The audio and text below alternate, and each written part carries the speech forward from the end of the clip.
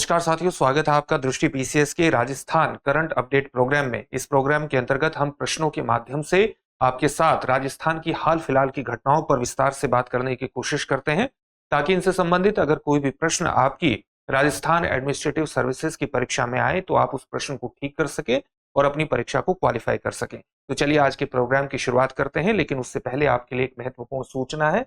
आप जानते हैं कि अब दृष्टि आईएएस मुखर्जी नगर की सभी क्लासेस नोएडा में शिफ्ट हो चुकी हैं और हाल ही में नोएडा में हमारे दो महत्वपूर्ण बैच प्रारंभ हुए हैं, एक हिंदी माध्यम का और एक इंग्लिश माध्यम का।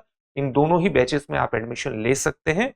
ये बैच जहां पर चल रहे हैं वो स्थान, उसका पता क्या है? उसका पता है C171/2 block A sector 15 Noida Uttar Pradesh, और ये स्थान नोएडा सेक्टर 15 मेट्रो स्टेशन के पास स्थित है। इसके अलावा प्रयागराज में भी हमारा यूपी पीसीएस का हिंदी माध्यम का जीएस फाउंडेशन बैच प्रारंभ हो रहा है। और कब से प्रारंभ होगा? 16 जनवरी 2025 से प्रारंभ होगा, जिसका समय होगा शाम को 5:30 बजे। तो आप इस बैच में भी एडमिशन ले सकते हैं और 8750187501 पर कॉल करके इसके बारे में अधिक जानकारी हासिल कर सकते हैं। नोएडा में हिंदी या अंग्रेजी माध्यम में अगर आपको एडमिशन लेना है तो आप 9311406440 पर कॉल कर सकते हैं। इन बैचेस में एडमिशन लेकर के अपनी सफलता की संभावनाओं को बढ़ा सकते हैं। अब आज के पहले प्रश्न को देखते हैं। पहला प्रश्न क्या है? भारतीय तेंदुआ का IUCN दर्जा क्या है? हाल ही में जयपुर में एक तेंदुआ, रिहायशी इलाके में एक तेंदुआ घुस आया था और इसके कारण इस खबर पर सामान्य रूप से चर्चा करना हमारे लिए महत्वपूर्ण है, क्योंकि इस तरह के प्रश्न पूछ लिए जाते हैं। तो प्रश्न क्या है? भारतीय तेंदुआ का IUCN दर्जा क्या है? आपके ऑप्शन क्या है? संकटग्रस्त यानी एंडेंजर्ड, गंभीर संकटग्रस्त यानी क्रिटिकली एंडेंजर्ड, संकटासन यानी नियर थ्रेटन्ड, इसका मतलब होता है, और सुभेद्य यानी वल्नरेबल। इसका जो सही उत्तर होगा वो होगा सुभेद्य यानी वल्नरेबल। भारतीय तेंदुआ का IUCN यानी international union for the conservation of nature का ये दर्जा है। अब हम इस खबर पर विस्तार से बात करते हैं, और विस्तार यही है कि हाल ही में जयपुर के विद्याधर नगर इलाके में उस समय एक दहशत का माहौल हो गया, जब इस इलाके में एक तेंदुआ इस रिहायशी कॉलोनी में घुस आया था और उसने 3 लोगों पर हमला भी कर दिया था। बाद में वन विभाग की टीम ने इस जंगली बिल्ली को यानी तेंदुए को बेहोश करके उसको दबोचा। इसका नाम क्या है? अगर हम तेंदुए की सामान्य तौर से बात करें तो तेंदुए का जो वैज्ञानिक नाम है वो पैंथेरा पार्डस है, और भारतीय तेंदुए का जो वैज्ञानिक नाम है वो है पैंथेरा पार्डस फुस्का। तो भारतीय तेंदुए का वैज्ञानिक नाम हुआ पैंथेरा पार्डस फुस्का, और वैसे जो तेंदुआ होता है उसका वैज्ञानिक नाम पैंथेरा पार्डस होता है। ये पैंथेरा जीनस के सबसे छोटे सदस्य के रूप में बाघ, शेर यानी पैंथेरा लियो, जगुआर तेंदुए और हिम तेंदुए आदि में शामिल होता है। और तेंदुए विभिन्न प्रकार के वातावरणों में रहने के लिए अपनी अनुकूलन क्षमता के लिए काफी विख्यात है। ये एक रात्रिचर जानवर है और जंगली सुअर, होग, हिरण और चीतल सहित अपने क्षेत्र में छोटे शाकाहारी जानवरों को खाता है, उन्हीं का ये शिकार करता है। तेंदुओं में मेलेनिज्म एक आम घटना है। एक प्रकार के प्रोटीन में आने वाले बदलाव के कारण, या आप कह सकते हैं एक प्रकार के प्रोटीन से जो काला रंग आता है तेंदुओं में, उसको आप मेलेनिज्म की घटना से जोड़ सकते हैं, जिसमें जानवर की पूरी त्वचा काले रंग की होती है, जिसमें उसके धब्बे भी शामिल होते हैं। तो मेलेनिस्टिक जो तेंदुए होते हैं उनको आप ब्लैक पैंथर के नाम से जानते हैं, जो गलती से इसे एक अलग प्रजाति मान लिया जाता है, लेकिन ये एक अलग प्रजाति नहीं होती, बल्कि मेलेनिस्टिक तेंदुए को ही ब्लैक पैंथर कहा जाता है।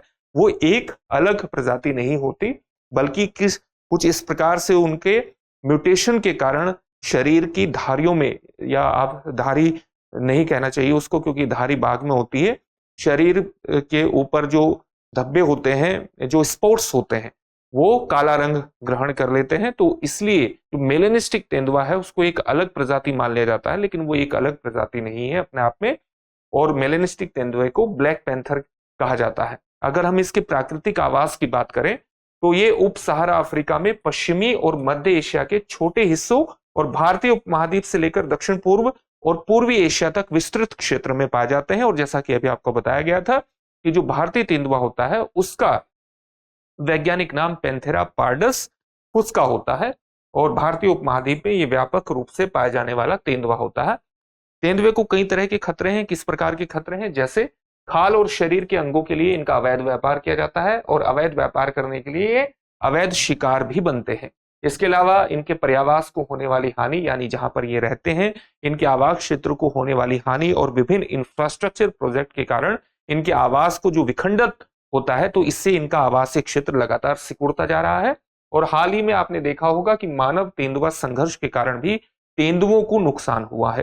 तो इन सभी कारणों से तेंदुए को या तेंदुए की आबादी को भविष्य में नुकसान हो सकता है और इसलिए इनको वल्नरेबल श्रेणी में रखा गया है, विशेष तौर से भारतीय तेंदुए को। अगर इनकी संरक्षण की स्थिति को देखें भारतीय तेंदुए की, तो IUCN यानी international union for the conservation of nature की रेड लिस्ट में इनको सुभेद यानी वल्नरेबल श्रेणी में रखा गया है। जो convention of international trades of endangered species of wild fauna and flora यानी साइट्स की अपेंडिक्स है, तो उसके अपेंडिक्स 1 यानी परिशिष्ट 1 में रखा गया है। इसका मतलब है कि इनके व्यापार को नियंत्रित करने की आवश्यकता है, वरना इनको खतरा हो सकता है। इसका सीधा सा मतलब यह है। और जो वन्य जीव संरक्षण अधिनियम 1972 है भारत का, उसके अनुसूची 1 में इसको रखा गया है, यानी इसको उच्च स्तर का संरक्षण उस अधिनियम के अंतर्गत प्रदान किया गया है। अगला प्रश्न है, लाडो प्रोत्साहन योजना किस राज्य सरकार द्वारा शुरू की गई है? आपके ऑप्शन है उत्तर प्रदेश, मध्य प्रदेश, बिहार और राजस्थान। इसका जो सही उत्तर है वो है राजस्थान। ये चर्चा में इसीलिए रहा था क्योंकि हाल ही में राजस्थान के मुख्यमंत्री ने अपने भाषण में कई ऐसी योजनाओं का उल्लेख किया है जो महिलाओं को लाभ पहुंचाती है। तो ऐसी ही यहाँ पर 2-3 योजनाओं की हम आपसे चर्चा करेंगे और उन पर एक एक प्रश्न लेंगे, ताकि इनसे संबंधित अगर कोई भी प्रश्न आपके एग्जामिनेशन में आए तो आप उसे ठीक कर सकें। तो इस योजना का परिचय यही है कि राजस्थान सरकार द्वारा बेटियों के लिए 2024 में ये योजना शुरू की गई है, जो कि बेटियों की शिक्षा, उनकी शादी और उज्जवल भविष्य के लिए 1 लाख रुपए की वित्तीय सहायता प्रदान करती है। इसका उद्देश्य यही है कि बालिकाओं के जन्म को प्रोत्साहित किया जा सके, आर्थिक रूप से कमजोर परिवारों की बेटियों को शिक्षा और विवाह के लिए सहायता प्रदान की जा सके और बेटियों के जीवन में सुधार और उन्नति को सुनिश्चित किया जा सके, उनके आगे बढ़ने को सुनिश्चित किया जा सके। इस योजना का लाभ 7 किस्तों में प्रदान किया जाएगा, यानी 7 किस्तों में 1 लाख रुपए की आर्थिक सहायता प्रदान की जाएगी। पहली किस्त तब प्रदान की जाएगी जब बेटी का जन्म होगा और ये किस्त होगी 2,500 रुपए की। दूसरी किस्त 1 वर्ष पूर्ण होने और टीकाकरण पर प्रदान की जाएगी, जो 2,500 की किस्त होगी।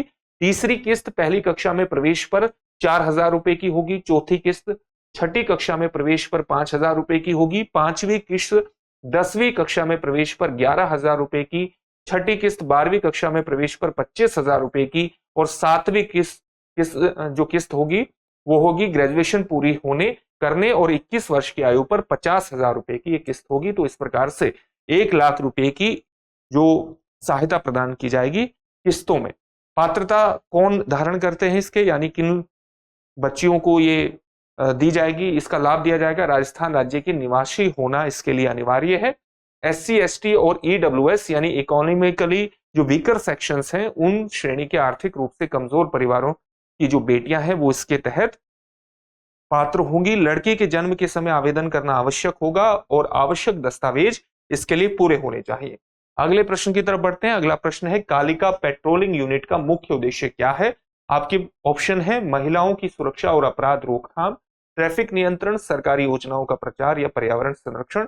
तो इसका जो सही उत्तर है वो है महिलाओं की सुरक्षा और अपराध रोकथाम। राजस्थान के अलग अलग जिलों में लगातार इस योजना को विस्तारित करने की कोशिश की जा रही है, ताकि चाहे वो जो सार्वजनिक स्थान है, चाहे वो पार्क हो, स्कूल हो, कॉलेज हो, मॉल हो या अन्य स्थान हो, वहां पर लड़कियों को सुरक्षित महसूस कराया जा सके। लड़कियों के साथ जो छेड़खानी या बदतमीजी की घटनाएं होती हैं, उनके ऊपर जो छीटाकशी की घटनाएं होती हैं, उस पर एक नियंत्रण रखा जा सके। और हाल ही में जो पाली रेंज है, उस पाली रेंज के 4 डिस्ट्रिक्ट में इस प्रकार का जो कालिका पेट्रोलिंग यूनिट है उनका गठन किया गया है और उसी के बारे में उसके कारण ही लगातार चर्चा में न्यूज आ रही है। और हाल ही में ऐसी भी खबरें आ रही हैं कि जयपुर में भी राजस्थान के मुख्यमंत्री द्वारा इस तरह की पेट्रोलिंग यूनिट को लॉन्च किया जाएगा।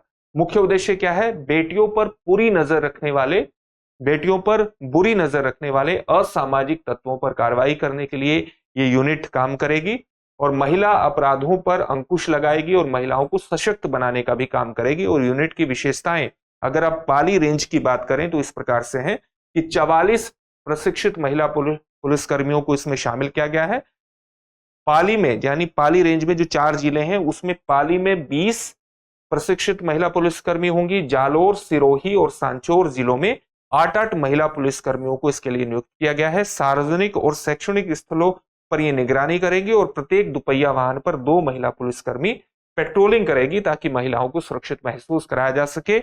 और कोई भी अगर बदतमीजी की घटना करता है तो उसके खिलाफ एकदम त्वरित गति से कार्रवाई हो। रेंज डीआईजी प्रदीप मोहन शर्मा और एएसपी प्रेम धनंदे ने प्रशिक्षण इस पूरी यूनिट के लिए दिया है। और बालिकाओं को आत्मरक्षा और आत्मनिर्भरता का प्रशिक्षण स्कूल कॉलेजों में दिया जाएगा। विशेष पहचान क्या होगी इस यूनिट की? महिला पुलिसकर्मियों के लिए अलग नीली वर्दी इसके अंतर्गत होगी, ये कालिका, जो एक पूरी यूनिट तैयार की गई है महिलाओं की सुरक्षा के लिए। अगला प्रश्न क्या है? गर्भवती महिलाओं और स्तनपान कराने वाली माताओं के लिए मुआवजा योजना का मुख्य उद्देश्य क्या है? आपके ऑप्शन क्या है? माताओं को मुफ्त शिक्षा प्रदान करना, माताओं को रोजगार के अवसर देना, मातृत्व के दौरान मजदूरी के नुकसान की भरपाई करना और पोषण सुनिश्चित करना, और महिलाओं को सरकारी नौकरी में आरक्षण देना। तो सी इसका सही उत्तर हो जाएगा। इसकी व्याख्या को भी देखने का प्रयास करते हैं। इसकी व्याख्या क्या है? ये भी इसीलिए चर्चा में रही क्योंकि हाल ही में राजस्थान के मुख्यमंत्री ने इस योजना के संदर्भ में भी कुछ नवीन घोषणाएं की हैं। तो इस योजना के बारे में बेसिक तथ्यों को जान लेते हैं। काम करने वाली महिलाओं की मजदूरी के नुकसान की भरपाई करने के लिए मुआवजा देना और उनके उचित आराम और पोषण को सुनिश्चित करती है ये मातृत्व वंदना योजना। गर्भवती महिलाओं और स्तनपान कराने वाली माताओं के स्वास्थ्य में सुधार और नकदी प्रोत्साहन के माध्यम से अधीन पोषण यानी अंडर नरिशमेंट के प्रभाव को इसके अंतर्गत कम किया जाता है। गर्भवती महिलाओं और स्तनपान कराने वाली माताओं को पहले जीवित बच्चे के जन्म के दौरान 5,000 रुपए की राशि किस्तों में डायरेक्ट बेनिफिट ट्रांसफर के माध्यम से बैंक खाते में सीधे भेज दी जाएगी। इसके लाभार्थी कौन होंगे? गर्भवती महिलाएं और स्तनपान कराने वाली माताओं को पहले जीवित बच्चे के जन्म के दौरान लाभ होगा। लाभ की बात करें तो योजना की जो लाभ राशि है वो डीबीटी के माध्यम से लाभार्थी के बैंक खाते में सीधी जाएगी। पहली किस्त 1,000 रुपए की होगी गर्भावस्था के पंजीकरण के समय। दूसरी किस्त 2,000 रुपए की होगी यदि लाभार्थी 6 महीने की गर्भावस्था के बाद कम से कम एक प्रसव पूर्व जांच करा लेता है। और तीसरी जो किस्त है वो 2,000 रुपए की होगी जब बच्चे का जन्म पंजीकृत हो जाता है और बच्चे को बीसीजी, ओपीवी, डीपीटी और हेपेटाइटिस बी सहित पहले टीके का चक्र शुरू होता है। तो इस प्रकार से किस्तों में यह सहायता प्रदान की जाएगी और महत्वपूर्ण योजना है, विशेष तौर से जो कामकाजी महिला है उनको आगे बढ़ाने के अंतर्गत। आगे बढ़ते हैं। अगला प्रश्न है, निम्नलिखित में से राजस्थान के किस या किन जिले या जिलों की सीमा पंजाब राज्य से लगती है? आपके ऑप्शन है, option A Shri Ganganagar, option B Jhunjhunu, option C Neem Ka Thana, option D Churu. तो आपको बताना पंजाब राज्य से किसकी सीमा लगती है। तो पंजाब राज्य से एक ही जिले की सीमा लगती है, वो है श्री गंगानगर, जहां यहां पर दिया है। और इसको नक्शे के माध्यम से भी देख लेते हैं। आप देख सकते हैं कि किस प्रकार से ये पंजाब है और इसकी सीमा श्री गंगानगर जो ऑप्शन में दिया गया है, ऑप्शन में इस जिले से श्री गंगानगर जिले से लगती है।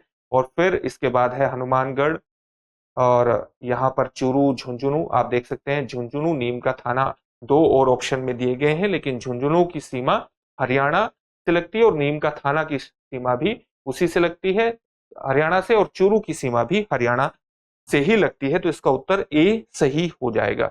आगे बढ़ते हैं। निम्नलिखित में से किस या किन जिले या जिलों की सीमा चित्तौड़गढ़ जिले से लगती है? आपके ऑप्शन है उदयपुर, भीलवाड़ा, राजसमंद या उपर्युक्त सभी। इसका जो उत्तर होगा वो होगा उपर्युक्त सभी। और इसको भी नक्शे के माध्यम से समझ लेते हैं। आप देखिए ये चित्तौड़गढ़ है और चित्तौड़गढ़ की सीमा किस अन्य जिलों से लगती है? तो ये भीलवाड़ा से भी लगती है, राजसमंद से भी लगती है और उदयपुर से भी लगती है। तो इसका जो उत्तर होगा वो होगा उपर्युक्त सभी, क्योंकि सभी जिलों से लगती है। इस तरह के प्रश्न बार बार पूछे जा रहे हैं आपसे इस तरह के प्रोग्राम में, और उसका जो सबसे बड़ा कारण है वो यही है कि राजस्थान के सभी जिलों की अवस्थिति के बारे में आपको पता होना चाहिए। न केवल ये पता होना चाहिए कि राजस्थान के किस जिले की सीमा राजस्थान के अन्य जिले से लगती है, बल्कि ये भी पता होना चाहिए कि राजस्थान के किस अन्य जिले की सीमा, किन किन जिलों की सीमा भारत के राज्यों से टकराती है। यानी गुजरात राज्य से किन जिलों की सीमा टकराती है, मध्य प्रदेश से किस जिले की सीमा टकराती है, उत्तर प्रदेश, हरियाणा और पंजाब से किस जिले की सीमा टकराती है। इसके अलावा राजस्थान के में कौन से जिले हैं जिनकी सीमा पाकिस्तान से टकराती है। इन सभी जिलों की अवस्थिति के बारे में आपको जानकारी होनी चाहिए, क्योंकि ये आपकी तैयारी को दुरुस्त करेगा और आपके दिमाग में एक पूरे खाके को खींच देगा राजस्थान के नक्शे के, जिससे अलग अलग चीजों को याद करना भी आपके लिए आसान हो जाएगा। और इसी कारण से ये प्रश्न यहाँ पर आपसे लगातार पूछे जा रहे हैं ताकि आपकी तैयारी बेहतर हो सके। अब आपके लिए एक अभ्यास प्रश्न है जिसका उत्तर आपको कमेंट बॉक्स में कमेंट करके देना है। राजस्थान का राज्य खेल कौन सा है? Hockey, cricket, table tennis, basketball. इस प्रश्न का उत्तर आप हमें कमेंट बॉक्स में कमेंट करके जरूर दीजिए। फिर से एक नए सेशन में आपसे मुलाकात होगी। धन्यवाद। डियर व्यूअर्स, अपने एग्जाम की तैयारी को और बेहतर करने के लिए हमारे चैनल को लाइक, शेयर और सब्सक्राइब करना न भूलें।